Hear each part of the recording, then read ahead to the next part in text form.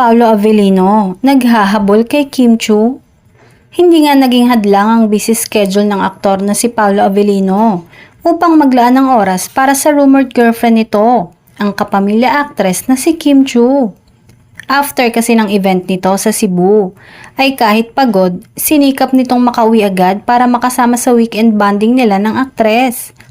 Say nga ng ilan ay super effort ng aktor at talagang importante ang time para makasama si Kim. Kulang na lang talaga umamin na meron ng relasyon sina Kim Chiu at Paolo Avellino. Pero ika nga, what you see is what you get. Hindi na kailangan pang umamin lalo pat obvious naman daw sa mga kilos ng dalawa. Maraming resibo na nagpapakita na madalas silang magkasama. Hindi lang sa pasyala nagbabanding ang Kim Pao, maging sa usapin ng fit and wellness.